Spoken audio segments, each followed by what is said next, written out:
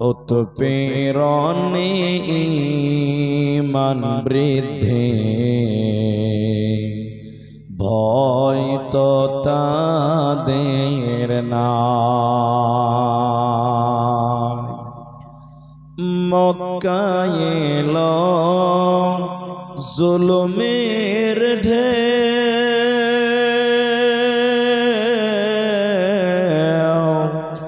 আত্মীয় স্বজন চিনল না কেউ।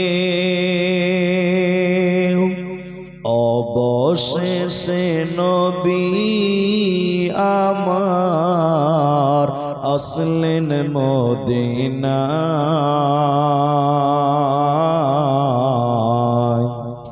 উৎপীড়নে ঈমান বৃদ্ধি ভয় তো তাদের নাই। উৎপীড়নে ঈমান বৃদ্ধি ভয় তো তাদের নাই। আম্মার ইয়াসির সুমাইয়ার কথা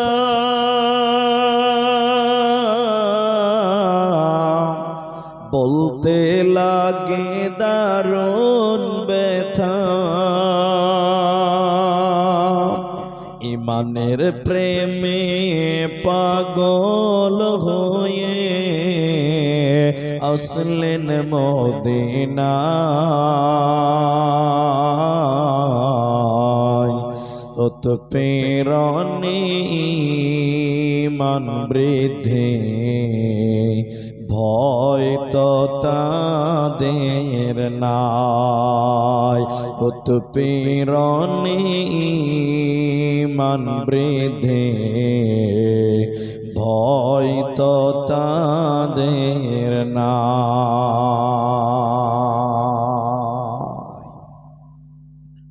উপস্থিত চলমান সভার যোগ্যতম সভাপতি, স্টেজে ওলামায়ে কেরাম, অতিথিবৃন্দ,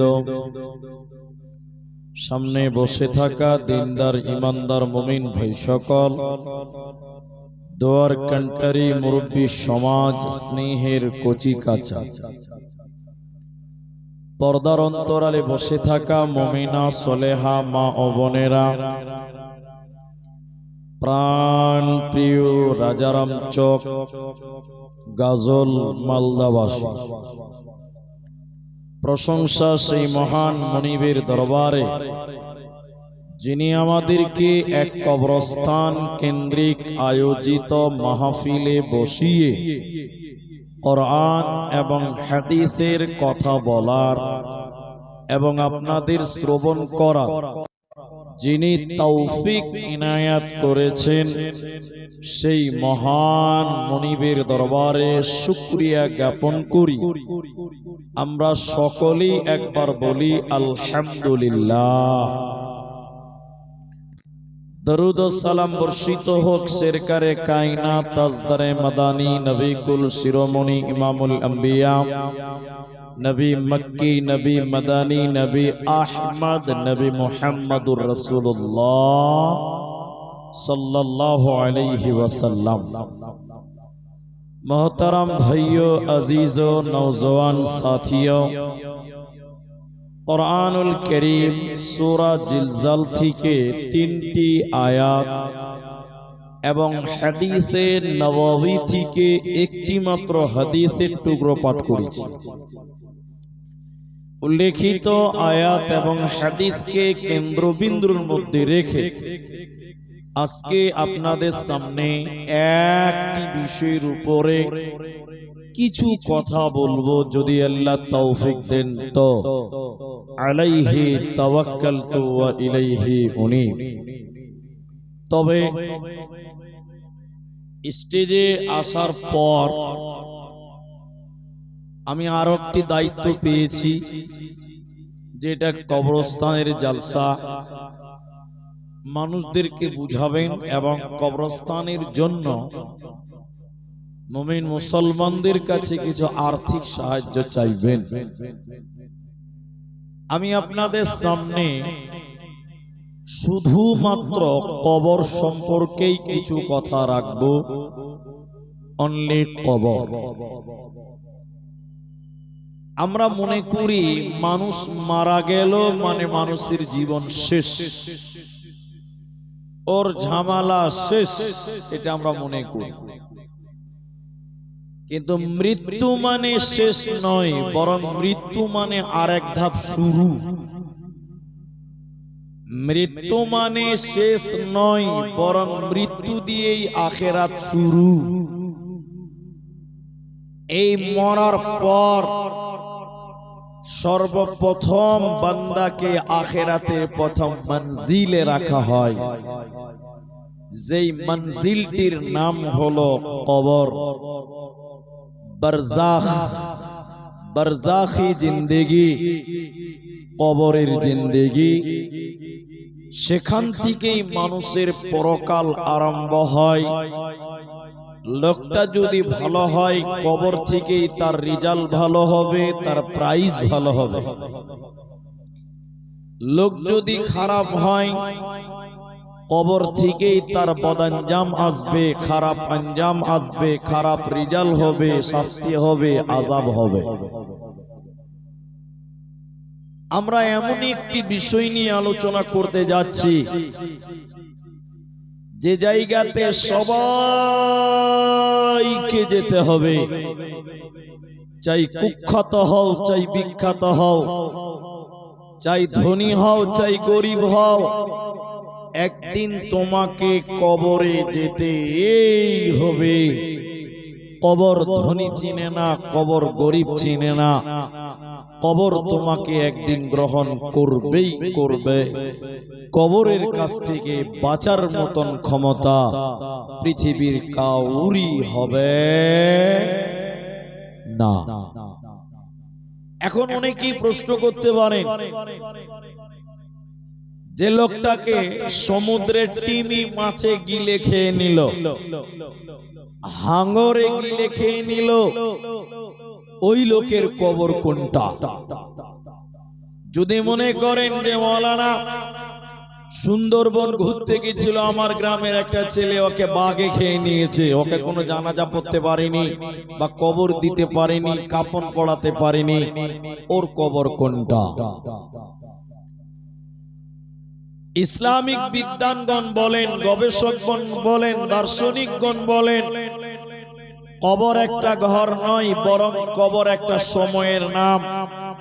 মৃত্যুর পর থেকে কিয়ামতের দিন পর্যন্ত এই দীর্ঘ টাইম তুমি যেখানেই থাকো না কেন, ওটাই হলো তোমার বারজাখি জিন্দেগি, ওটাই তোমার কবরের জিন্দেগি।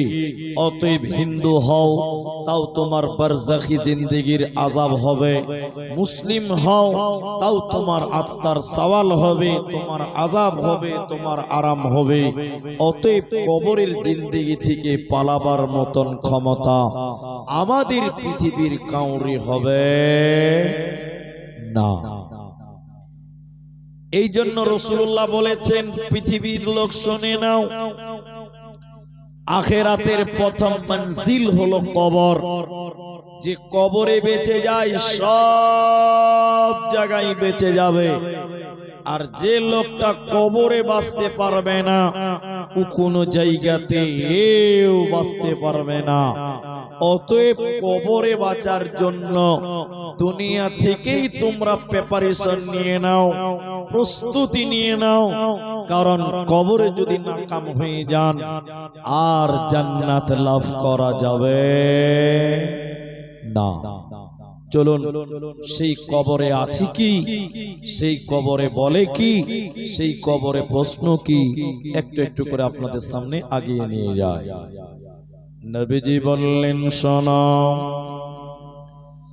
ইযা উযিয়াল মাইয়িতু ফিল কবরে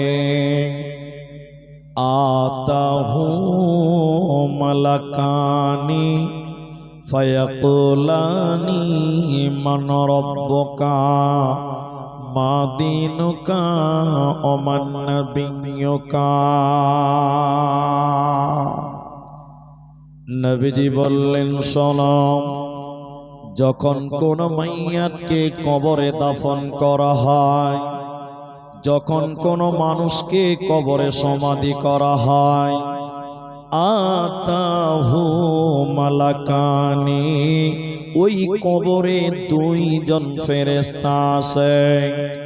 ওই দুইজন ফেরেশতা আপনার আমার মতন সাধারণ মানুষদের মতন নয়, আপনার আমার মতন তাদের সূরত নয়, তাদের চোখ নীল জল জল জল জল করে জ্বলবে, তাদের শরীরের রং হাড়ির কালির চাইতেও কালো, কালো নীল চক্ষু বিশিষ্ট দুইজন ফেরেশতা কবরে এসে দুইজন একসঙ্গে মাইয়াতকে বলে, যে কবরে আছে তাকে উঠিয়ে বলে, ফায়াকুলানি, তুমি বলো, মান রব্বুকা মা দীনুকা ওমান নবিয়্যুকা, বলো তোমার রব কে, বলো তোমার দিন কে, বলো তোমার নবী কে।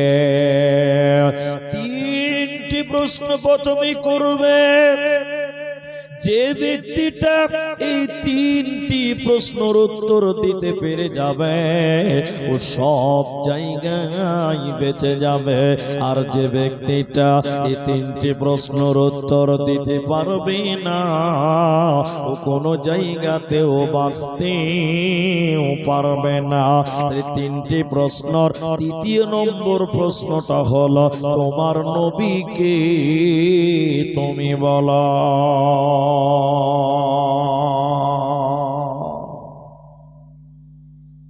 নবীর প্রশ্নটা করা হবে কবরে, বারবার প্রশ্নটা আসবে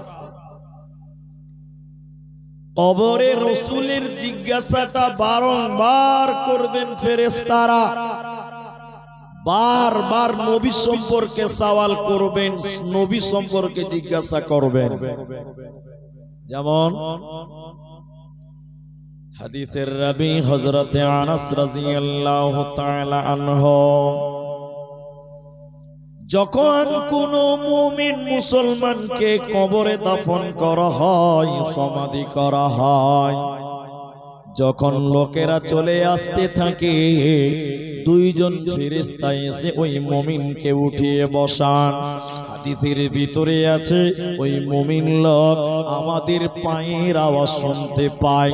দুইজন ফেরেশতা এসে বলে, বিশ্ব নবীর ছবি দেখায়, রাসূলের ছবি দেখিয়ে বলে, মান হাজার রাজুলুন, এই ব্যক্তিটা কে তুমি বলো।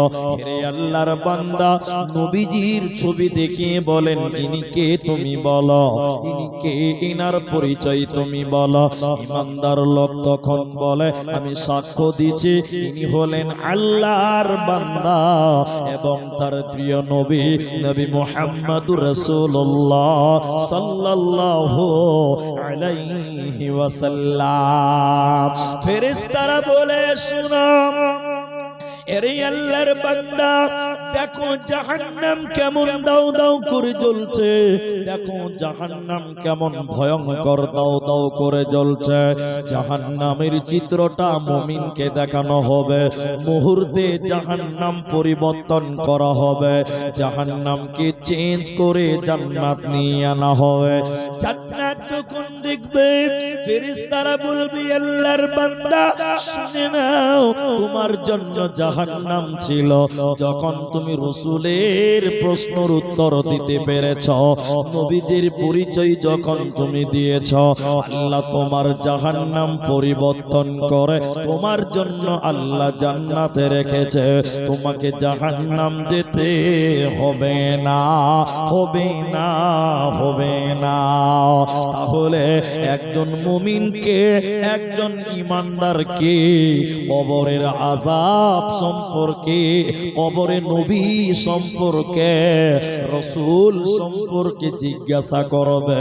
অতএব মুমিন রে, দুনিয়াতে রসুলের মহাব্বত তুমি দিলে নিয়ে এসো, রসুলের সুন্নতকে তুমি বাস্তবায়ন করো, নচিত কবরে রসুলের জবাব দিতে পারবে না, পারবে না।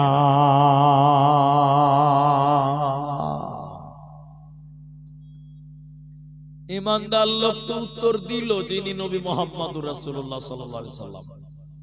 কিন্তু লোক যদি মুনাফিক হয়, লোক যদি কাফের হয়, বেনামাজি বেপরদা মহিলা হয়, এক কথাই লোকটা যদি খারাপ মুনাফিক হয়, তাহলে তাকে কি কবরে রসুলের কথা জিজ্ঞাসা করা হবে না? বলে জি না, ওই লোকটাকেও কবরে রসুলের কথা বলা হবে, নবীর কথা তাকে সওয়াল করা হবে। হাদিসের পরের বাক্যে নবীজি বললেন, শুনে নাও, একজন মুনাফিককে যখন কবর দেওয়া হয়, বেনামাজিকে যখন কবর দেওয়া হয়, একজন বেঈমানকে যখন সমাধি করা হয়, ফেরেশতা দুইজন এসে বলে বলে বলে ইনি কে তুমি বলো। রাসূলের দিকে ইঙ্গিত করে বলে ইনি কে তুমি বলো। নবীর চেহারা দেখিয়ে বলে ইনি কে তুমি বলো, ইনি কে তুমি বলো। বেঈমান লোক মুনাফিক লোক বলে আমি জানি না, আমি তিনাকে চিনি না, লা আদরি, আমার কোনো ধারণা নাই, আমি নবী কে তাকে আমি চিনতাম না।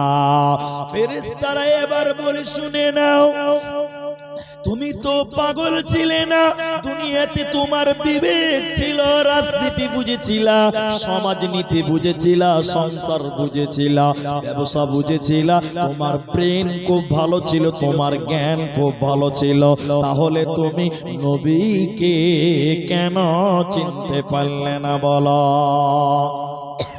এরপরে ফেরেশতারা বলবে আল্লাহর কিতাব থেকে কেন নবীজিকে চিনলে না বলো? কোরআন থেকে নবীজিকে কেন চিনতে পারলে না বলো? কিতাব খুলে কেন দেখোনি তুমি বলো?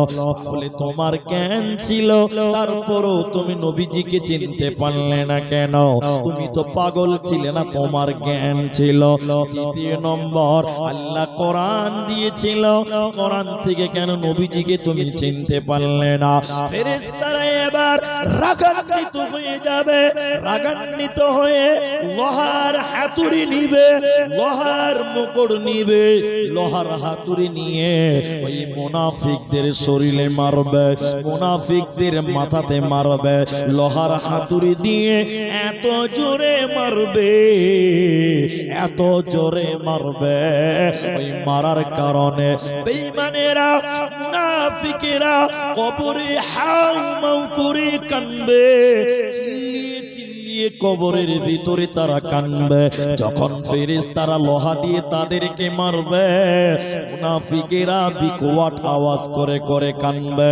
কিন্তু নবীজি বলেছে ওদের কান্নার আওয়াজ তামাম পৃথিবী শুনতে পাবে, শুনতে পাবে না মানুষ এবং জিন, মানুষ এবং জিন ব্যতীত। মাইয়াতের বেঈমানদের কান্নার আওয়াজ, কবরের কান্নার আওয়াজ তামাম পৃথিবী শুনতে পায়, শুনতে পায় না মানুষ এবং জিন। অতএব শুনে নাও, যারা নবীজির নাম কবরে বলতে পারবে না, রাসূলের পরিচয় কবরে বলতে পারবে না, ওদের ঠান্ডা মেরে ঠান্ডা করা হবে, ওদেরকে ঠান্ডা পিটানো হবে, লোহার হাতুড়ি তাদের পিটবে, ওদের বাঁচার উপায় রবে না, রবে না, রবে না। কবর কবর কবর হায়রে, কবর গাহের মাটি,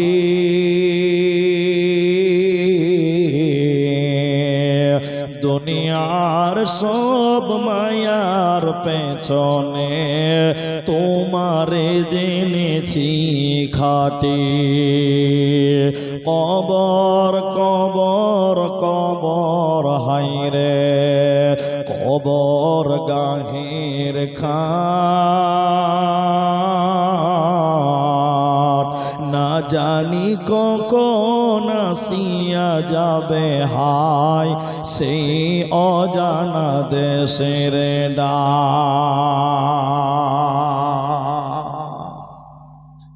বন্ধু। কবরে রসুলের প্রশ্ন বারবার করা হবে, বারবার। আরেকটা হাদিস আপনাদেরকে বলি, তাহলে বুঝতে পারবেন। কবরে রসুলের প্রশ্নটা বারবার করা হচ্ছে, বারবার করা হচ্ছে। তাহলে আরেকটা কথা বললে বুঝতে পারবেন, সেটা কি? কবরে মানুষদের কঠিন শাস্তি দেওয়া হবে যদি রসুলের পরিচয় না বলতে পারে। হাদিসের রাবী হযরতে আবু হুরায়রা। এরে রাজা রামচকের বায়রা বোনেরা বেটা কান করে শুনে নাও, ওরে যুবক নাও জওয়ানেরা কান করে শুনে নাও। আমার নবীজি বললেন, শোনো, যখন কোন মুমিনকে কবরে রাখা হয় ফেরেশতারা এসে বলেন, নবী সম্পর্কে বলো। বিশ্ব নবীর ইঙ্গিত করে বলে, বলো। ঈমানদার বলে, আমি আল্লাহর বান্দা এবং তার রাসূল। তখন ফেরেশতারা বলে, আল্লাহর হুকুমে হে কবর তুমি প্রশস্ত হয়ে যাও, হে কবর তুমি চওড়া হয়ে যাও, হে কবর তুমি প্রশস্ত হয়ে যাও। এবং তাকে বলা হয়, ঈমানদারকে বলা হয়, তুমি ঘুমিয়ে যাও, কবরে ঘুমিয়ে যাও, বাসর ঘরের মতন ঘুমিয়ে যাও। কবরটা কতটা চওড়া হবে? আল্লাহর হুকুমে ঈমানদারের কবরটা 70 হাত প্রশস্ত হয়ে যায়, 70 হাত চওড়া হয়ে যায়। মনে হবে তার কবরটা একটা বিরাট বড় মহল, এটা কবরটা বিরাট বড় একটা ঘর, তার কবরটা একটা বিরাট বড় বিল্ডিং এর মতন হয়ে যায়। কিন্তু যদি কাফের হয়, আল্লাহ মানেনি, নবী মানে নাই, এই রকম লোক যখন কবরে রাখা হয়, এই রকম বেনামাজিকে যখন কবরে রাখা হয়, যাদের মুখে দাড়ি ছিল না, সুন্নতের পোশাক ছিল না, ওদেরকে যখন কবরে রাখা হবে, তখন ফেরেশতারা বলবে, বলো বলো বলো, তোমরা নবী সম্পর্কে বলো, তোমাদের মাঝে একজন রাসূল পাঠানো হয়েছিল, তিনার ব্যাপারে তোমরা বলো, কি রকম ধারণা তোমাদের ছিল তোমরা বলো। বেঈমানেরা বলে, জানি না। লোকেরা যেমন ধারণা করত আমরাও সেরকম ধারণা করেছিলাম, ইনার ব্যাপারে আমরা কিছু জানি না, ভালো জানি না। এবার ফেরেশতারা বলে, আমরা জানতাম তোমরা এই রকম উত্তর দিবে, এটা আমরা আন্দাজ করেছিলাম। এবার ফেরেশতারা আল্লাহর হুকুমে কবরকে বলবে, রে কবর, কবর মাত্র 1.5 হাত চওড়া, 1 থেকে 1.5 হাত চওড়া। এবার আল্লাহর হুকুমে ফেরেশতারা বলবে, কবর রে, তুমি এই লোকটাকে পিছিয়ে দাও, তুমি এই লোকটাকে পিছিয়ে দাও, এই মানুষটাকে পিছিয়ে দাও। কবরের 2 দিকের মাটি কাফেরকে পিছিয়ে দিবে, 2 দিকের মাটি এসে কাফেরকে কবরে পিছিয়ে দিবে। ওই কাফেরের ডান দিকের হাড্ডিগুলো এই রকম বাম দিকে ঢুকে যাবে, আর বাঁ দিকের হাড্ডিগুলো ডান দিকে ঢুকে যাবে। যারা কবরে রাসূলের পরিচয় দিতে পারবে না, ওদের কবর পিছিয়ে দিবে, ওদের কঠিন আযাব দেওয়া হবে, ওদের কবরে বাঁচার উপায় রবে না, রবে না। এই জন্য দুনিয়াতে রাসূলের সুন্নতকে গ্রহণ করে লাও, নচেত কবরে কিন্তু বাজবে না।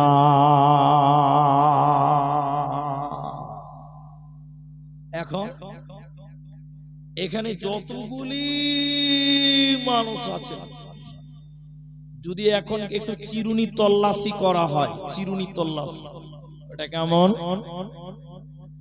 এখন যদি আপনাদেরকে বলি একটু হাত তুলেন, কে কে রাসূলকে মহব্বত করেন, তো যে লোকগুলো নামাজ পড়ে না ওরা 4 হাত তুলবে, ওরা বেশি মহব্বত করে, ওটা আমরা দেখেছি। নামাজ নাই, রাসূলের আদর্শ নেই, রাসূলের সুন্নত নেই, টাকনুর নিচে পায়জামা, মুখে তার দাড়ি নেই, ওরাই দেখবেন নবীর জন্মদিনে কেক কেটে পালন করে। ঠিক বললাম না? নাই বলে? যারা রসুলের সুন্নাত টোটালি মানে না, ওরাই রসুলের বড় আশেক দাবি করে। আজকে ঠিক বললাম না? নাই ভাই, এটাই বাস্তবতা।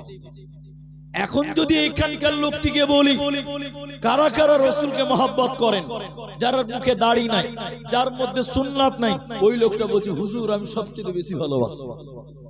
কিন্তু বলেন খালি মুখে দাবি করবেন রসুলকে ভালোবাসি, আর চেহারাতে নিজের জীবনে নিজের জিন্দেগিতে রসুলের আদর্শ নাই, এই ভালোবাসা দিয়ে কোনো লাভ হবে?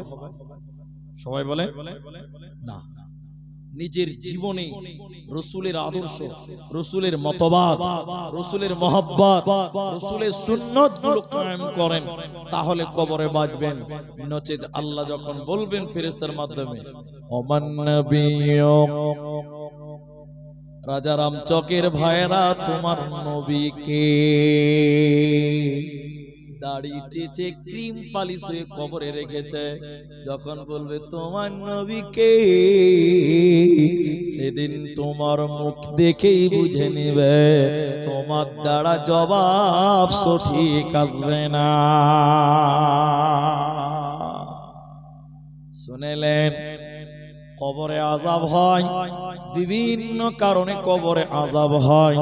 একটু ধৈর্য ধরেন, একটু অপেক্ষা করেন, আযাবগুলো একটা একটা বলি। নবীজি একদিন নাজ্জার গোত্রের কোন এক খেজুর বাগান দিয়ে যাচ্ছিল, যেতে যেতে 5টা কিংবা 6টা কবর দেখতে পেল। ওই কবরগুলো দেখে রসুলের গাধাটা লাফাতে লাগলো, রসুলের গাধাটা লাফাতে লাগলো। এত জোরে লাফাতে লাগলেন, নবীজি মনে করলেন গাধা মনে হয় আমাকে তার পিঠ থেকে নামিয়ে দেবে। আমি নবী নেমে দেখলাম ওই জায়গায় 5টা 6টা কবর রয়েছে। আমি সেখানকার লোকদেরকে বললাম, বলো এগুলো কবর কাদের? এরা কারা? কেমন মানুষ ছিল তারা? ইমানদার না বেঈমান ছিল? আল্লাহ ওয়ালা ছিল না মুশরিক ছিল? বলো। সেখানকার লোকেরা বলতে লাগলো, ইয়া রাসূলুল্লাহ, এরা সবাই মুশরিক অবস্থায় মারা গেছে, এরা সবাই কাফের অবস্থায় মারা গেছে, এরা কেউ ইমানদার ছিল না। নবীজি বলতে লাগলেন, শুনে নাও, কবরে মানুষদের কঠিন আযাব দেওয়া হয়। আমি নবী আল্লাহ আমাকে জানাই, তোমাদেরকে জানাই না, মানুষদেরকে কঠিন আযাব কবরের ভিতরে দেওয়া হয়, মানুষদের কঠিন পরীক্ষা নেওয়া হয়। আমার মনে হয় নবীজি বলছেন, আমার মাঝে মধ্যে মনে হয় আমি আল্লাহর কাছে দোয়া করে দিই, রব্বুল আলামিন তুমি আমার উম্মতকে কবরের আযাবটা শুনিয়ে দাও, তুমি আমার উম্মতকে কবরের আযাবটা শুনিয়ে দাও। কিন্তু আমি ভয় পাই, কিন্তু আমি ভয় করছি দোয়া করার জন্য। বলে কেন কেন কেন? নবীজি বললেন, শুনে নাও, মানুষ যদি কবরের আযাব শুনতে পায়, লোকেরা যদি কবরের আযাব শুনতে পায়, কেউ তার নিজের মাকে কবরে দাফন করবে না। মানুষ যদি কবরের আযাব শুনতে পেত, তাহলে কেউ তার নিজের বাবাকে কবর দিত না, কেউ তার মাকে কবর দিত না, ভয়ে মানুষেরা কবর দেওয়া ছেড়ে দিত। এরই কারণে আমি আল্লাহর কাছে দোয়া করছি না, নচেত আমি আল্লাহকে বলে দিতাম, আল্লাহ তাবারাক ওয়া তাআলা আমার উম্মতকে কবরের আযাব শুনিয়ে দাও। এরপরে নবীজি বললেন, এই এই তোমরা দোয়া করো। রাসূলুল্লাহ বললেন, হে লোক সকল, তোমরা দোয়া করো। কিসের দোয়া? আল্লাহ যেন তোমাদের কবরের আযাব থেকে মুক্তি দেয়। সাহাবীরা দোয়া বলছেন, আল্লাহ গো তুমি আমাদের কবরের আযাব থেকে মুক্তি দাও। আবার দোয়া করতে বললেন, তোমরা আল্লাহর কাছে দোয়া করো, আল্লাহ যেন তোমাদের জাহান্নাম থেকে মুক্তি দেয়। সাহাবীরা দোয়া করতে লাগলেন, আল্লাহ তুমি আমাদের জাহান্নামের আযাব থেকে নাজাত দাও। আবার দোয়া করতে বললেন, তোমরা আল্লাহর কাছে দোয়া করো আল্লাহ যেন দাজ্জালের ফিতনা থেকে তোমাদের রক্ষা করে। সাহাবীরা দোয়া করতে লাগলেন, আল্লাহ তুমি কবরের আযাব থেকে মুক্তি দাও, আল্লাহ জাহান্নাম থেকে মুক্তি দাও, আল্লাহ দাজ্জাল থেকে মুক্তি দাও। কারণ এই তিনটি ফিতনা মানুষকে বরবাদ করে দেয়। অতএব কবরে মানুষকে কঠিন পরীক্ষা দিতে হবে, আর ওই পরীক্ষায় যদি পাস না করা যায় কোনো উপায় রবে না, জাহান্নাম চলে যেতে হবে। এখনো তো মেট্রিক পরীক্ষা দেয় মানুষেরা, এখনো তো মাধ্যমিক পরীক্ষা দেয়, আপনাদের দিকেও দেয়। মাধ্যমিক পরীক্ষাতে যেগুলো কোশ্চিন হয় পরীক্ষার আগে কাউকে দেখাবে? রাহানা বলে না, কাউকে দেখাবে না। যদি মাধ্যমিকের কোশ্চিন গুলো পরীক্ষার 10 দিন আগে কাউকে দেখিয়ে দেন, একদম ফার্স্ট ডিভিশনে পাস করবে, করবে না? করবে। এই জন্য পরীক্ষার আগে কাউকে দেখাই না, পরীক্ষার হলে কোশ্চিন দেওয়া হয়। কিন্তু আপনারা যারা আছেন একটু কথা বলেন, কোন ছেলে যদি 2026 সালে মাধ্যমিক পরীক্ষা দিয়ে ফেল করে যায়, ও 27 সালে আবার পরীক্ষা দিতে পাবে। কি বলছেন, পাবে কি পাবে না? হ্যাঁ, পাবে। 27 সালে যদি ছেলেটা ফেল করে যায়, 28 সালে আবার পরীক্ষা দিতে পাবে। হ্যাঁ না নাই বলেন? পাবে। কিন্তু শুনেলেন, মাধ্যমিকের প্রশ্নগুলো গোপন রাখা হয়। একবার ফেল করলে বারবার সুযোগ থাকে। কিন্তু এতগুলো মানুষ আপনারা বলেন কবরের প্রশ্নগুলো নবীজি গোপন রেখেছে না প্রকাশ করেছে? বলেন, প্রকাশ করে দিয়েছে। কিন্তু বলেন, কেউ যদি কবরে একবার গিয়ে বলে আল্লাহ এবার পারলাম না, আবার সুযোগ দাও, আর একবার এসে উত্তর দিব, পাবে? জোরে বলেন, পাবে? কবরের প্রশ্নগুলো দেখিয়ে দেওয়া হয়েছে, জানিয়ে দেওয়া হয়েছে। এক চান্সে তোমাকে পাস করতে হবে, দ্বিতীয় চান্স কবরে দেওয়া হবে না। কবরে আযাব হয় কেন, কবরে শাস্তি হচ্ছে কেন? দুইটি কারণের কথা নবীজি বলেছেন, শোনেন। নবীজি বললেন শোনো, একটা কবরের সামনে দিয়ে যেতে যেতে নবীজি বলছেন এই কবরগুলিতে আযাব দেওয়া হচ্ছে। আচ্ছা, নবী কি গায়েব জানে? জানে না।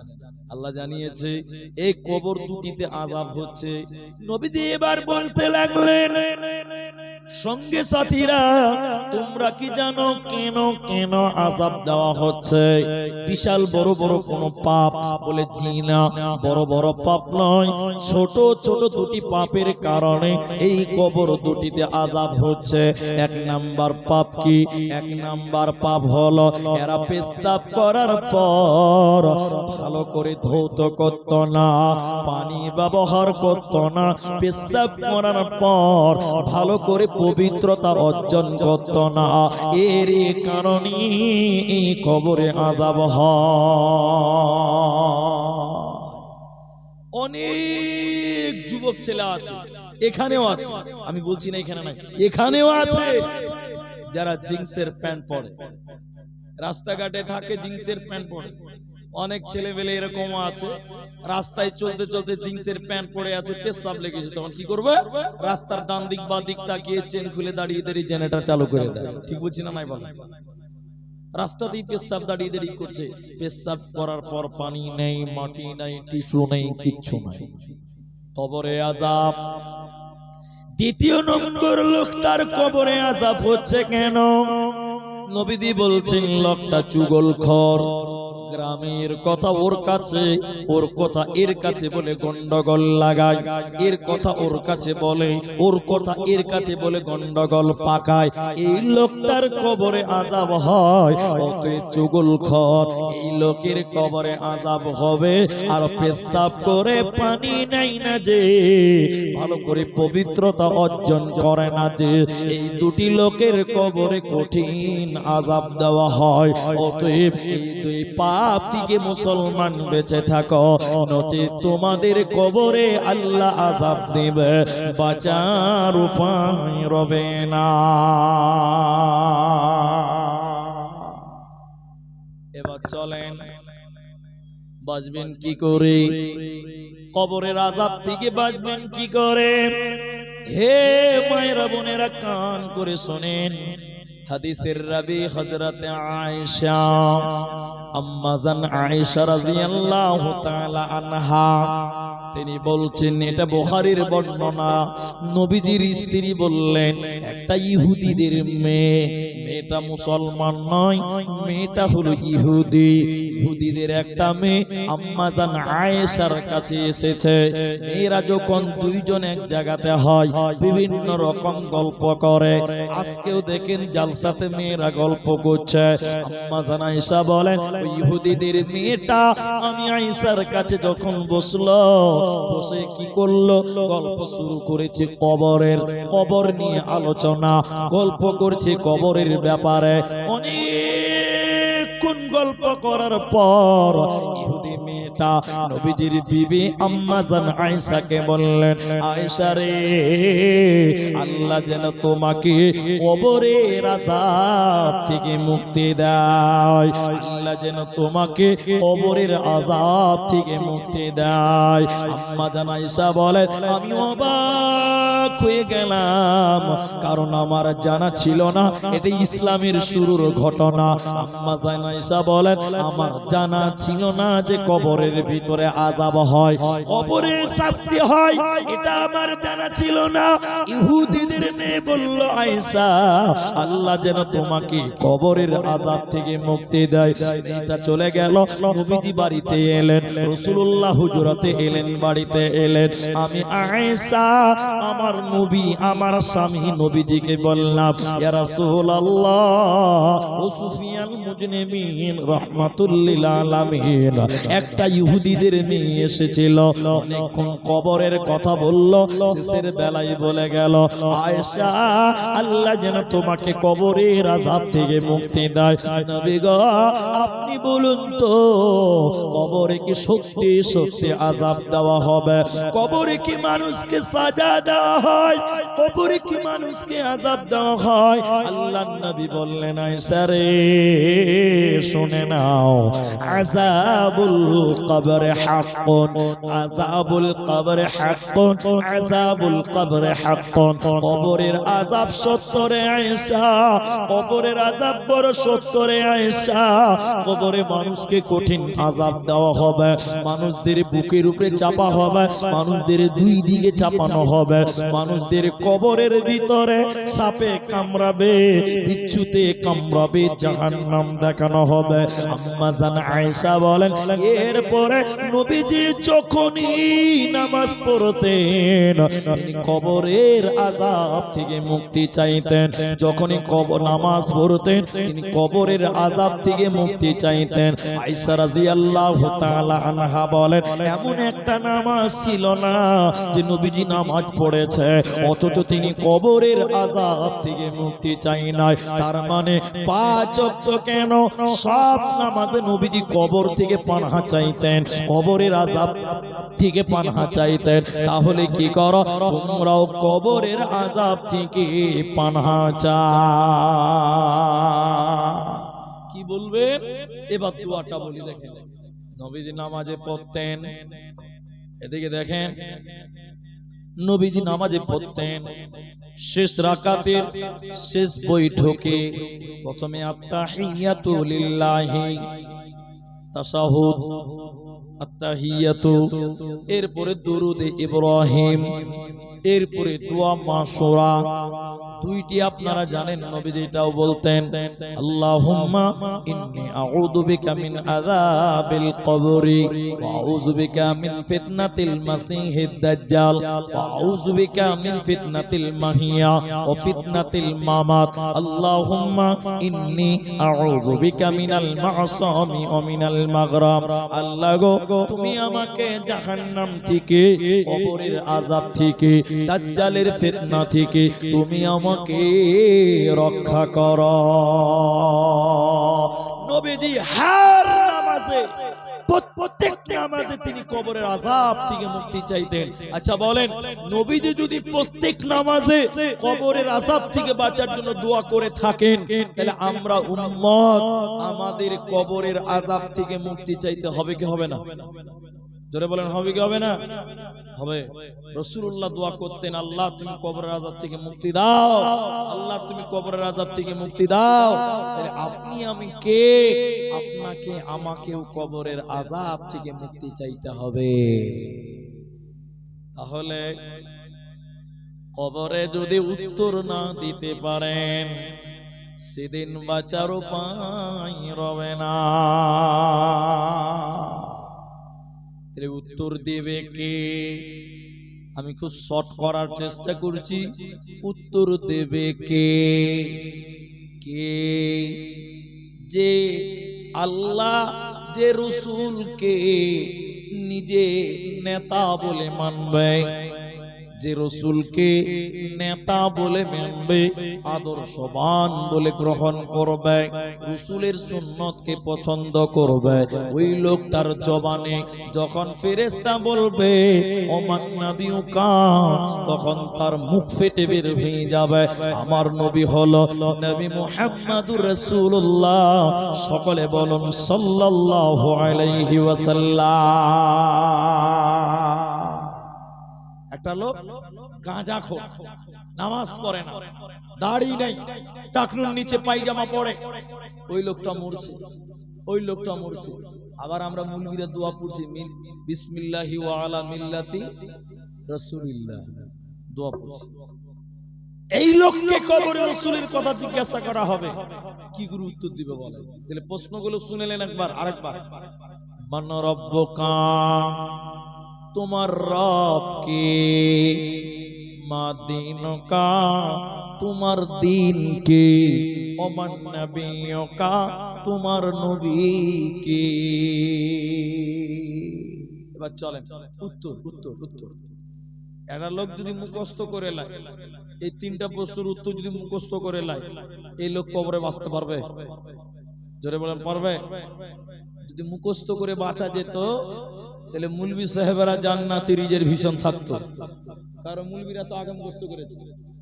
অতএব মুখস্থ করে কবরে কোনো লাভ হবে না। আরেকটা প্রশ্ন করছি, উত্তর দেন। আপনারা সবাই উত্তর দেন যারা জানেন। আপনারা মাইয়াতের জানাজা কমপ্লিট হওয়ার পর, দাফন কাফন কমপ্লিট হওয়ার পর আজান দিতে দেখেছেন কেউ? দেখেছেন? মাশাআল্লাহ, অনেকেই দেখেছেন। কবরের সামনে আজান দিচ্ছে, আপনারা দেখেছেন গো? মাইয়াতকে দাফন করার পর কবরের সামনে আজান দিচ্ছে, আল্লাহু আকবার, আজান। নিজের চোখে দেখেছি আজান।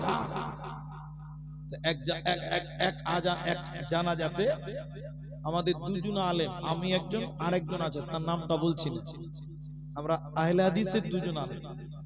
তো জানাজা হয়ে গেছে, কবরের সামনে যে এবার আজান দিতে শুরু করেছে দাফন কাফনের পর। আমি আর ব্লক করে আছি, তো আমার সঙ্গে যে আছে ও বলছে, ও মুলবি সাহেব, ওটা যে আজান দিতে বলে ও থামে না, ওর পাওয়ার আরো বাড়ে।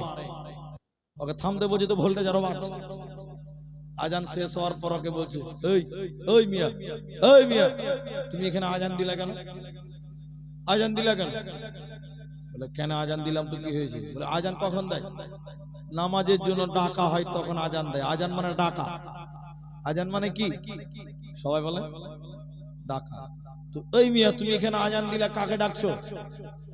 তখন ওই মিয়া আবার মুলবিকে বলছে যে তুমি কতদূর জানো? তুমি জানো না যে আজান দিলে শয়তান পালায়? এটা কথা শিখ। আজান দিলে কে পালায় বলেন? বলেন বলেন। শয়তান শুধু পালায় না, আজান শুনলে শয়তান পেছনের দরজা দিয়ে হাওয়া বার করতে করতে পালায়। বাংলা বুঝতে পেরেছেন? তো তাহলে এখানে আজান দিলি কেন?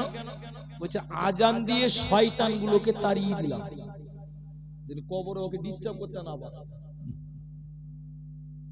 ওই কবর যখন লাশটাকে রাখছে তখন একটা বিরাট বড় মুলবি পাগড়ি পড়ে আছে, একটা কাগজ আর কলম নিয়ে শুরু করলো, মান রব্বুকা, উত্তর লিখলো রব্বি আল্লাহ। মা দীনুকা, উত্তর লিখলো দীনুল ইসলাম। ওমান নবিয়ুকা, উত্তর লিখেছে নবী মুহাম্মদুর রাসূলুল্লাহ। এই তিনটা প্রশ্নের উত্তর লিখে কবরে যখন মাইয়াতকে রাখছে তখন এই কাগজটা ওই মাইয়াতের হাতে এরকম ভরে রেখে দিয়েছে। প্রশ্ন করা হলো, এই মাইয়াতের হাতে কাগজটা ভরে দিলেন কেন? তখন বলছে মুলি সাহেব, এখনই কবরে প্রশ্ন করা হবে এই তিনটা, এই জন্য আমাদের বড় হুজুর লিখে দিয়েছে এই মাইয়াত এই কাগজ দেখে দেখে দেখে দেখে উত্তর দিয়ে দিবে। নাউজুবিল্লাহ বলবেন না? যদি উত্তর দেখে দেখে কবরে উত্তর দেওয়া যায় তাহলে আমাদের মতন মুলবিরা সারা দিন জালসা, সারা রাত জালসা, দান সাদগা, মসজিদ মাদ্রাসা, নামাজ রোজা এগুলো করে কোনো লাভ আছে? যদি কাগজ দেখে উত্তর দেওয়া যেত তাহলে তো নামাজ রোজা করে কোনো লাভ নেই। খালি বড় মুলবির কাছ থেকে লিখে নাও আর কবরে উত্তর দিয়ে দাও। আসলে এগুলো কিচ্ছু নয়। কবরে মুখস্থ করেও পার পাবে না, লিখে নিয়েও পার পাবে না। আসলে যেই প্রশ্ন করা হবে ওই গুণে যদি তুমি গুণান্বিত হও, অটোমেটিক তোমার জবানে বেরিয়ে যাবে তার উত্তর। প্রথম প্রশ্ন, মান রব্বুকা। আমরা যখন জান্নাতে ছিলাম আল্লাহ তাবারাক ওয়া তাআলা হযরতে আদমকে জান্নাতের ভিতরে, জান্নাতুল ফিরদাউসের ভিতরে আলামে আরওয়া নামক ময়দানে হযরতে আদমকে বানালেন। বানানোর পর আদমের পিঠে এরকম হাত রাখলেন। কোটি কোটি বিলিয়ন মিলিয়ন কিয়ামত পর্যন্ত যত মানুষ পৃথিবীতে আসবে সমগ্র আত্মাকে সেই জায়গায় আল্লাহ পিপিলিকার মতন হাজির করলেন। হাজির করার পর আল্লাহ তাবারাক ওয়া তাআলা বলেছিলেন, আলাস্তু বিরাব্বিকুম, তোমরা বলো হে আত্মা সকল তোরা বল, আলাস্তু বিরাব্বিকুম, আমি কি তোমাদের প্রভু নয়? জান্নাতের ভিতরে আল্লাহ আমাদেরকে জিজ্ঞাসা করেছিলেন, আলাস্তু বিরাব্বিকুম, আমি কি তোমাদের প্রভু নয়? সেদিন আমরা সবাই বলেছিলাম আলু বালা, অবশ্যই অবশ্যই আপনি আমাদের রব, অবশ্যই অবশ্যই আপনি আমাদের আল্লাহ। তাহলে আমরা ওয়াদা করেছি, আমরা সাক্ষী দিয়েছি যে তিনি হলেন আমাদের রব। আবার যখন কবরে যাব, আবার যখন কবরে লাশ নামানো হয়, প্রথম প্রশ্ন করা হবে, তোমরা তো জান্নাতে বলেছিলে আল্লাহ তোমার রব, এখন তুমি বলো, এখন তুমি বলো, আলাস্তু বিরাব্বিকুম, তুমি বলেছিলে ক্বালু বালা, আজকে কবরে এসেছ, এখন তুমি বলো মান রব্বুকা, তোমার রব কে ছিল তুমি বলো। সেই আল্লাহকে তুমি দুনিয়াতে মেনেছো কি মানোনি বলো? তুমি আল্লাহর হুকুমগুলো মেনেছো কি মানোনি তুমি বলো? যে লোকটা দুনিয়াতে আল্লাহর হুকুম মানে না, আল্লাহর ফরজ বিধানগুলো মানেনি, ওই লোককে যখন বলা হবে তোমার রব কে, তার জবানে কোনো উত্তর বের হবে না, আল্লাহর পরিচয় সে দিতে পারবে না, আল্লাহর নাম সে বলতে পারবে না। এই জন্য তোমার রবকে, তুমি যদি আল্লাহকে রব বলে মেনে নাও, দুনিয়াতে তোমার দ্বারা শিরক হবে না, আল্লাহর সঙ্গে কাউকে অংশীদার করতে পারোনি। আর যদি তুমি মুশরিক হও, আল্লাহকে বাদ দিয়ে বিভিন্ন আল্লাহকে মানো, কবরে যখন বলা হবে তোমার রব কে, তখন তুমি উত্তর দিতে পারবে না। তাহলে একটা নবী হলো, একটা রব হলো। 3 নাম্বার মাঝখানের প্রশ্নটা, মা দিনুকা, তোমার দিন কি? তোমার দিন কি? দিন কাকে বলা হয়? আল্লাহ কোরআনে বলেছেন, ইন্নাদ-দীনা ইনদাল্লাহিল ইসলাম। আল্লাহর কাছে একমাত্র মনোনীত নির্বাচিত দিনের নাম হলো দ্বীনুল ইসলাম। এবার ইসলাম কাকে বলা হয়? 1 মিনিটও লাগবে না। আপনি আমাকে বলছেন শরবত দেন, আমি বললাম শরবত বুঝি না, শরবত কাকে বলে জানি না। তখন বললেন চিনি আর পানি, পানি আর চিনি দিয়ে হয় শরবত। ইসলাম কাকে বলা হয়? আল্লাহর হুকুমকে রাসূলের তরিকায় মানার নাম, আল্লাহর হুকুমকে রাসূলের পদ্ধতিতে মানার নাম হলো দ্বীনুল ইসলাম। যারা আল্লাহর হুকুমগুলো নবীজির মতন করে মানার চেষ্টা করে, এরা যেন ইসলামকে মানার চেষ্টা করলো। আর যারা আল্লাহর হুকুমকে রাসূলের পদ্ধতিতে মানে না, এটা ইসলামের সৌন্দর্য হতে পারে না, পারে না, পারে না। অতএব 3টি প্রশ্ন কবরে করা হয়, এই কবরে তোমাকে যেতে হবে, উত্তরগুলো দুনিয়া থেকে রেডি করে না। ভাইয়া অনেক কথা ছাড়তে ছাড়তে ছাড়তে ছাড়তে এই পর্যন্ত এলাম। রাসূলুল্লাহ একটা মাত্র হাদিস বলবো, বেশি নয়, একটাই হাদিস বলছি। রাসূলুল্লাহ একদিন আনসার কোন ব্যক্তির জানাজায় গেলেন। জানাজায় যে জানাজা হয়েছে, কবর খোঁড়া হয়নি। আমার দিকে দেখেন, জানাজা হয়েছে, কবর খোঁড়া হয়নি। রাসূল কবরের সামনে বসলেন। সাহাবী বলছেন আমরাও বসলাম। নবীজির হাতে একটা কমচি ছিল, কমচি কমচি কমচি কমচি। যখন মানুষ কোনো ধ্যানে থাকে দেখবেন কমচি দিয়ে এরকম দাগাদাগি করে, আঁচ টানে, দাগ টানে। ঠিক বললাম না? বলেন। রাসূলুল্লাহ এরকম কমচি নিয়ে বসলেন, সাহাবীরা চতুর্দিকে বসেছে।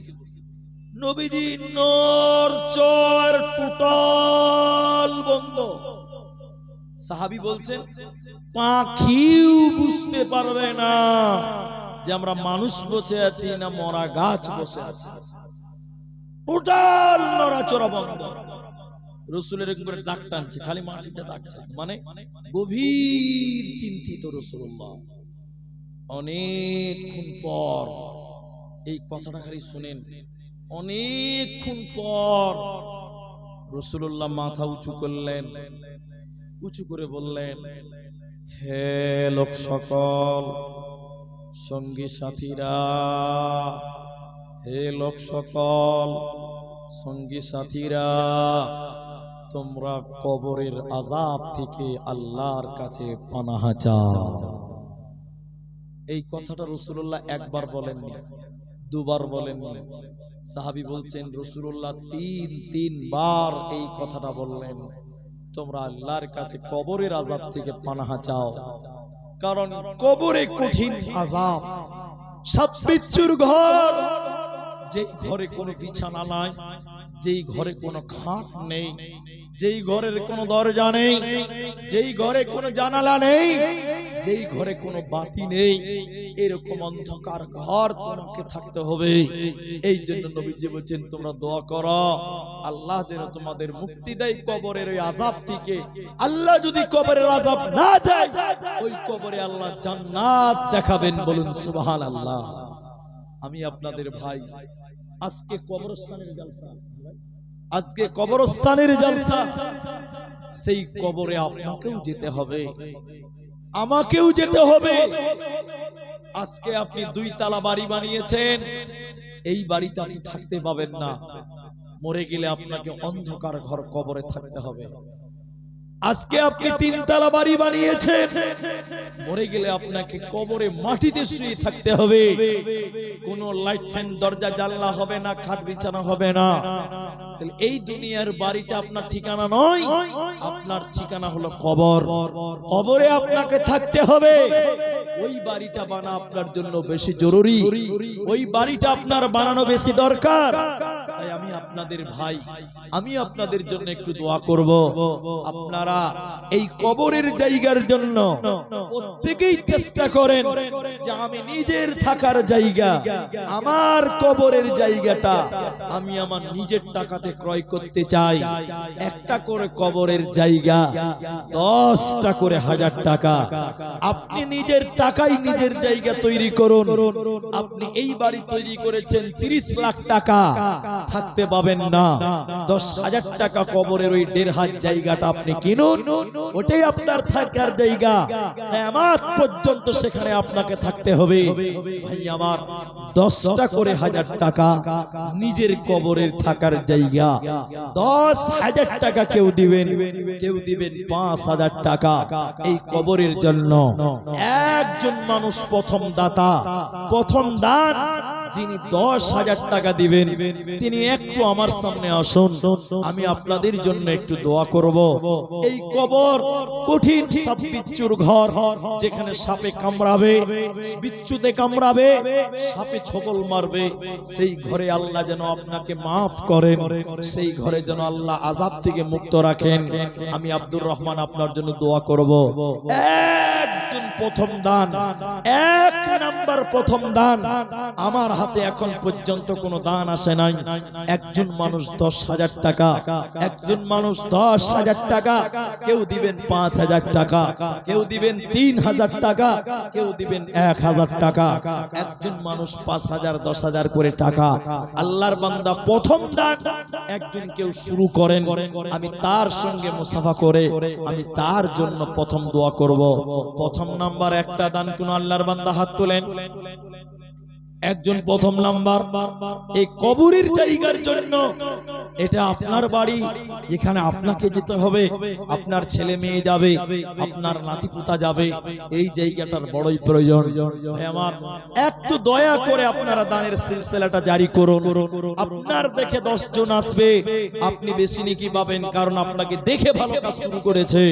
অতএব আপনি 1000 টাকা পারেন, 5,000 টাকা পারেন, 10,000 টাকা পারেন, আপনি সাদিকুল মাশাআল্লাহ, যাও, জাযাকাল্লাহ, বারাকাল্লাহ, বিরাট ভলান্টিয়ার সাদিকুল দিয়েছে আল্লাহ 10 টাকা। বলুন ভাইজান, কোন আল্লাহর বান্দা আপনাদের মতন অনেক মানুষ যার জ্ঞান কম, যিনি অসুস্থ মানুষ, তিনি 10টা টাকা এনে হাজির করতে পেরেছে। আমরা সবল, আমাদের শরীর স্বাস্থ্য ভালো, ভাইজান 1000 টাকা, 2000, 5000 করে টাকা কবরস্থানের জন্য চাইলাম। এতগুলো মানুষের ভিতরে একটা মানুষ কেউ নাই যিনি 1000টা টাকা কমসে কম দিয়ে শুরু করবেন যে আমি একটা ভালো কাজ শুরু করলাম। আল্লাহু আকবার। আমি প্রথম দোয়াটা আমি আপনার জন্য প্রথম দোয়াটা করতাম এতগুলো মানুষের ভিতরে। মাশাআল্লাহ, জাযাকাল্লাহ। দেখেন একজন ব্যক্তি 100 টাকা দিলেন। ভাইজান, আমি আপনাদের 100 টাকাটাও কম নয়, অনেক টাকা। যার নাই সে বুঝে কত জ্বালা। অতএব আপনারা আসুন, আপনাদের দানগুলো দেন। এই কবরস্থানের জন্য আপনাদের কাছে চাইছি, আপনার জন্য একটু দোয়া করে নামবো। আমার পরে বক্তা আরো আসবে, তারা তাদের কাছ থেকে শুনবেন ইনশাআল্লাহ।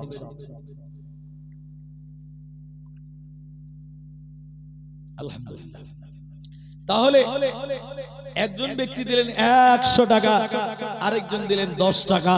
ভাইজান, এতগুলো মানুষ, যে মানুষগুলো মেলাতে এত ভিড় করলেন, এই ডেলিগেটে এত ভিড় করলেন, আপনাদের পকেটে 500 টাকাও কি নেই? আপনি কি সেই কবরে যাবেন না যে কবরের জন্য সহযোগিতা চাওয়া হচ্ছে? আল্লাহু আকবার। কবরে আপনাকে ছাড়বে না, কবরে আপনাকে যেতেই হবে। তাই আপনারা নিজের বিবেচনায় নিজের দানগুলো পৌঁছাবেন। আমি একটা বড় দান চেয়েছি, হয় 5,000 না হলে 10,000 টাকা। একজন ব্যক্তি দিলেন 500 টাকা। আল্লাহুম্মা আমিন, আল্লাহুম্মা সাল্লি আলাইহি, আল্লাহুম্মা বারিক আলাইহি, জাযাকাল্লাহ, বারাকাল্লাহ। আরেকটা ছেলে 100 টাকা দিল, আরেক ছেলে 50 টাকা দান কবুল করো বাক সুবহান। কেউ 200 টাকা, কেউ 50 টাকা, কেউ 20 টাকা দান। আল্লাহুম্মা আমিন, আল্লাহুম্মা সাল্লি আলাইহি, আল্লাহুম্মা বারিক আলাইহি। ভাইজান, দানগুলো একটু বড় করার চেষ্টা করেন। অনেক টাকার খরচ আছে, 100 200 করে অনেকেই দিলেন। আলহামদুলিল্লাহ। ভাই মুসাফা করো, কি নাম? বেনামিতে একজন 1000 টাকা, মাশাআল্লাহ। 500 টাকা। বাড়ি কোথায় আপনার? অনেক অন্য গ্রামে। 500 টাকা দিলেন, আল্লাহু আকবার।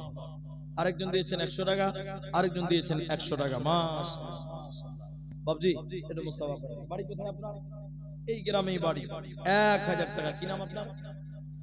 মুমতাজ আলী। বাবা মা আছে আপনার? দুজনেই মারা গেছে। শুনেন, এদিকে দেখেন। 1000 টাকা দিলেন, আর কিছু বাড়িয়ে দিতে পারবেন না? বাবা মায়ের জন্য আর 1000 টাকা করেন কমসে কম। মা বাপ কবরে চলে গেছে, এই কবরের জন্যই তো জালসা। 1000 টাকা দিলেন, আল্লাহু আকবার।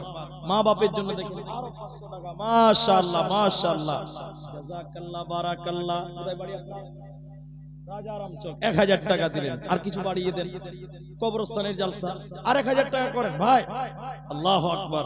1000 টাকা দিলেন, আরেকজন দিলেন 250 টাকা, জাযাকাল্লাহ বারাকাল্লাহ।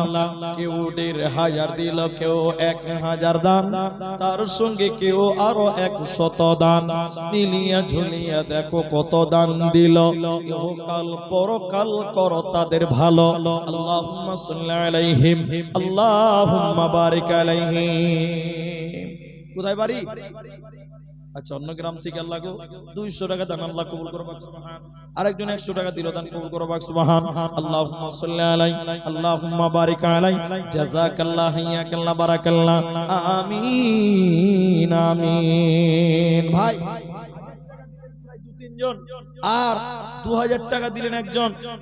আবার দেখেন 1000 টাকার মতন আছে, যে প্রায় 1000 টাকা মেয়েদের ভিতর থেকে দিয়েছেন, মাশাআল্লাহ। আছেন না? বাড়ি কোথায়? খানপুর, মানে ওই পারে খানপুর গ্রামে। দেখেন আমার এক নানা দিনী দিয়েছেন 200 টাকা, জাযাকাল্লাহ বারাকাল্লাহ, হাইয়াকাল্লাহ, আল্লাহুম্মা সাল্লি আলাইহি, আল্লাহুম্মা বারিক আলাইহি, আমিন আমিন আমিন। ভাই, 5000 টাকা কমসে কম একটা। এই এলাকার অনেক মানুষ বিদেশে ঠিকাদারি করে, কন্ট্রাক্টরি করে, টাওয়ারের কাজে যায়। আমি জানি, আমি এই গ্রামে এর আগেও একবার এসেছিলাম। আপনারা কমসে কম 5000 টাকা একজন। আল্লাহু আকবার। একজন মুরব্বি বাবজি, কেউ নেই বাড়িতে। ও কেহুনিয়া বাড়ি, গ্রামের নাম কেহুনিয়া। ও লাভার দিকে বাড়ি। 50 টাকা দিয়েছেন, মাশাআল্লাহ। আর 100 টাকা দান। আরেকটা ছোট ছেলে দিল 500 টাকা দান। কবুল করো বাকসুমান, দিব কত? এদানিকে দিও বলা তোমার মন মত।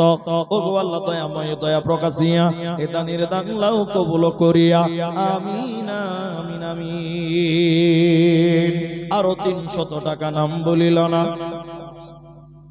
বাড়ি কত? এখান থেকে পালিয়ে চলে গেছেন। তো যাই হোক, 500 টাকা দিয়েছেন, গ্রামের মায়া আছে, মহব্বত আছে বলেই দিয়েছেন। তা আরেক খান্ডা দিলে 1000 টাকা হয়ে যাবে, আর 500 টাকা করে দেন। আলহামদুলিল্লাহ। দেখেন, বয়স হয়ে গেছে, মনটা অনেক বড়। 500 দিয়েছিল, আর 500 চেয়েছি, তো 1000 টাকা করে দিল, আর 10 টাকা দিলে 1010 টাকা দান হবে। দেখতে ভালো লাগবে, বলতেও ভালো লাগবে। মাশাআল্লাহ মাশাআল্লাহ। দেখেন মন কত বড়, যে যদি 1500 টাকা চাইতাম তাও দিয়ে দিত, তো ওটা আর চাওয়া যাবে না। তো 1005 টাকা, আবার 5 টাকা, দেখেন 15 টাকা হয়ে গেল। মাশাআল্লাহ, জাযাকাল্লাহ। আল্লাহ তোমারও বান্দা দেখো, 1015 টাকা দান কবুল করিয়ে নাও তুমি মেহেরবান। আমি আব্দুর রহমান আল্লাহ দোয়া করব কত, বিনিময় দিও প্রভু তোমার মন মত। আল্লাহুম্মা সাল্লি আলাইহিম, আল্লাহুম্মা বারিক আলাইহিম, আমিন আমিন আমিন। একলা মরণ, একলা জীবন, একলা থাকতে কিসের ভয়? এই দুনিয়ার মানুষগুলি কেউ তো কারণ নয়। একলা জীবন, একলা মরণ, একলা চলতে কিসের ভয়? এই দুনিয়ার মানুষগুলি কেউ তো কারণ নয় গো। দুনিয়ার মানুষগুলি কেউ তো কারণ নয়। স্বার্থ ছাড়া কেউ চলে না, মনের দুঃখ কেউ বুঝে না। অন্য মনের দুঃখ দেখে আবার করে দুঃখের অভিনয়। এই দুনিয়ার মানুষগুলি কেউ তো কারো নয় গো, পৃথিবীর মানুষগুলি কেউ তো কারো নয়। আসুন, আপনারা আগে দান করেছেন, এখন তবুও দান করেন দোয়া নেওয়ার জন্য। মাশাআল্লাহ, আমার এক বাপজি মুরব্বী মানুষ, দেখেন 200 টাকা দিয়েছেন। রব্বুল আলামিন, আল্লাহ তুমি তার দান কবুল করো। মাতা পিতা যারা কবরে চলে গেছে, মাবুদ তুমি তাদের কবরের শাস্তি থেকে মার্জনা করো। আমিন আমিন আমিন। আসুন, এতগুলি মানুষ 500 টাকা, হাফিজ সাহেব মানুষ, তিনি 500 টাকা কবরস্থানের জন্য দিলেন। আল্লাহুম্মা আমিন, আল্লাহুম্মা সাল্লি আলাইহি। আল্লাহর জন্য 100 টাকা দান কবুল করো, বাক সুবহান। জাযাকাল্লাহ, হিয়াকাল্লাহ, বারাকাল্লাহ, আমিন আমিন। আলহামদুলিল্লাহ, আলহামদুলিল্লাহ, সুম্মা আলহামদুলিল্লাহ। 300 টাকা ভাইজান, আরেকজন দিলেন 100 টাকা। জি, জাযাকাল্লাহ, বারাকাল্লাহ। আপনারা উঠিয়েন না, গুছিয়ে বসেন। এদিকে একটা রোগ আছে যে দানের কথা বললেই মানুষরা উঠতে শুরু করে। আমার পরেও বক্তা আছে, মাশাআল্লাহ মাশাআল্লাহ। এদিকে আছে কি নাম ভাই? পাতিকোলা থেকে 500 টাকা, মাশাআল্লাহ। ভাই, যদি আপনাদের 5000 টাকা কমসে কম একজন চাইছিলাম, এটা অবাক হয়ে গেলাম। এত বড় গ্রাম, নাম করা গ্রাম রাজারাম চক, যে গ্রামে 5,000 টাকা দেওয়ার মতন আমি একজন যুবক, একজন কোন ব্যবসায়িক, একজন কোন ঠিকাদার কেউ পেলাম না যিনি 5,000 টাকা দিবেন, এরকম আমি একজনকেও পেলাম না। এটা বড় আফসোসের বিষয়। অনেক মানুষ পারবেন 5,000 টাকা দিতে, কিন্তু আপনারা উঠছেন না, আল্লাহর রাস্তায় আসেন। মেয়েদের জন্য হয়ে গেল সব, ছেলের জন্য দোয়া চেয়েছেন, 200 টাকা দিয়েছেন, কেউ দিয়েছেন 100 টাকা, কেউ দিয়েছেন 500 টাকা। যারা আমরা সাদা মাঠা বাঙালি মানুষ, গরিব মানুষ, আপনাদের কাছে অনুরোধ করব, যদি আপনারা বড় দান না করতে পারেন, অন্তত 1000 টাকা করে, অন্তত 1000 টাকা করে 5 জন মানুষ উঠে দাঁড়ান, যে একটা করে আমরা 5 জন মিলে 5000 পূর্ণ করলাম। 1000 করে 5টা লোক মিলে বলেন যে 5 জন মিলে 5000 হলো। একটা করে 1000 টাকা যারা দেবেন, একটু জলদি করে উঠেন। 1000 টাকা কবরস্থানের জন্য, যেখানে আপনাকে যেতে হবে কোনো উপায় নাই, যেখানে সবাইকে যেতে হবে কোনো উপায় নাই। তাই 1000টা টাকা এখন পারলে এখন দেন, না পারলে পরে দেন। যদি মনে করেন ফোন পেতে দিব, সেটাও ব্যবস্থা হবে। এখন সব জালসাতে ফোন পে ইউজ হয়, অতএব অনলাইনেও আপনারা ট্রানজাকশন করতে পারবেন। আর একটা করে 1000 টাকা 5 জন ব্যক্তি। দেখি 1 নাম্বার কেউ শুরু করেন তো, একটা 1000 টাকা কবরস্থানের জন্য দেবেন। এরকম মনোবল যার আছে তিনি আছেন। 1000টা টাকা কি মূল্য আছে গো? চলে যাবেন, মরে যাবেন, সব পড়ে থাকবে কবরে খালি হাতে। মাশাআল্লাহ, আমার এক বাপজি, তিনি দেখেন 1 নাম্বার 1000 টাকা। এর আগেও দিয়েছে কয়েকজন, কিন্তু আমি যখন 5 জন চাইছি, তার একজন হয়ে গেল। 1 নাম্বারে দেখো 1000 দান কবুল করিয়া নাও তুমি রহমান। ও গো বাড়ি দয়াময় তুমি রব্বানা, মিটাইয়া দাও তিনার মনের বাসনা। বাসনা কামনা তুমি পূরণ করিবে, জান্নাতের ভিতরে ঘর বানাবে। আল্লাহুম্মা সাল্লি আলাইহি, আল্লাহুম্মা বারিক আলাইহি, আমিন আমিন আমিন। ভাই, একজন হলো 1000 টাকা। দ্বিতীয় নম্বর বলেন, 5 জন মানুষ 1000 টাকা নিব। 5 জন আল্লাহর বান্দা। অনেক মানুষ আছেন যারা ভাবছেন দেব দেব, দিয়ে করিয়েন না, সময়ের মূল্য অনেক। আমার পরেও যেহেতু বক্তারা আছে, প্রধান বক্তা আসবেন কারি ইয়াসিন সাহেব বর্ধমান, তিনি এসে উপস্থিত আছেন। আপনাদের তাই বিনয়ের সঙ্গে বলি, এই দানের পর্ব, দানের সিলসিলাটা আপনারা খতম করবেন খুব শীঘ্রই। ভাই আমার, এখন নাই পরে দিবেন, বাকিতে দেন। একটা করে 1000 টাকা চাইলাম। এখনো তো অনেক মানুষ, আমার মায়েরা, আমার বোনেরা, আপনাদের ভিতরে যারা চাদর নিয়ে প্যান্ডেলে ঘুরে বা ঘুরছে বা ঘুরবে, আপনারাও তাদের হাতে একটা 1000 টাকা দিতে পারবেন। এটা বড় টাকা নয়। নয়, এই মালদা গাজলে কত মাদ্রাসা, খরদহিল, শহীদপুর, অনেক বড় বড় মাদ্রাসা যেগুলোতে আমরা এসেছি, এক একজন দান 30,000 40,000 টাকা করে করে দান। মালদা ডিস্ট্রিক্টে এমন জায়গা আছে 1 লাখ টাকাও দান করে। আপনাদের কাছে 1000টা টাকা চাইলাম 5 জন, একজন ব্যক্তিকেই পাওয়া গেল, তাও আবার মুরব্বী মানুষ, ইয়াং ছেলে, যুবক ছেলেদের দান খুব কম। এই গ্রামবাসী, এই এলাকার মানুষ, আপনাদের এই আল্লাহর পথে আসতে হবে, দ্বীনের পথের প্রতীক হতে হবে, দ্বীনের কাজে সহযোগিতা করতে হবে। তাআওয়ানু আলাল বিররি ওয়াত তাকওয়া ওয়া তাআওয়ানু আলাল ইসমি ওয়াল উদওয়ান। ভালো কাজে একে অপরকে পরস্পরের সহযোগিতা, সাহায্য করতে হবে। এ দেখেন আবার একজন বয়োবৃদ্ধ, যার চুল পেকে গেছে, দাড়ি পেকে গেছে, এরকম বয়স্ক একজন মানুষ আহারে কবরকে মনে করে 100টা টাকা দিলেন। রব্বুল আলামিন যে আশা নিয়ে দান করছে, আল্লাহ তুমি তার আশা উদ্দেশ্য পূর্ণ করো। আরেকজন বয়স্ক মানুষ, জি আল্লাহ বয়স্ক মানুষ, মুরব্বী মানুষ, দাড়ি চুল পেকে গেছে, তোমার রাহি 500 টাকা দিয়েছে। রব্বুল আলামিন দুইজন মিলে 100 করে 200 টাকা দান। আল্লাহুম্মা আমিন, আল্লাহুম্মা সাল্লি আলাইহি, আমিন আমিন। মুসাফা করেন, কি নাম? ঠিক আছে, আলহামদুলিল্লাহ। দেখেন 2 নম্বর 1000 টাকা, আল্লাহ 5 জনের ভিতরে 2 জন হয়ে গেল। বাবা 2-3 বছর থেকে অসুস্থ আছে, বাপের জন্য দোয়া চেয়েছেন, আমরা দোয়া করি আল্লাহ যেন তিনার আব্বাকে শিফায়ে কামেলা আজেলা দান করে, বলুন আল্লাহুম্মা আমিন। আর 500 টাকা পারবেন না? আর 500 টাকা দিয়ে দেবে, একটু লিখে দেন তাহলে।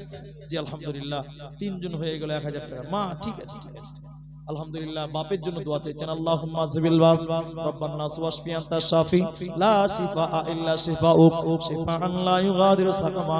আল্লাহ বাপের জন্য 1000 টাকা দান করেছে, 500 নগদ, 500 বাকিতে। আল্লাহ তুমি তার আব্বাকে দ্রুত শিফায়ে কামিলা আজলা দান করো। তুমি ডাক্তার স্যার দেন। আল্লাহ কেউ 100 টাকা, কেউ 200 টাকা, কেউ 50 টাকা করে দিয়েছেন।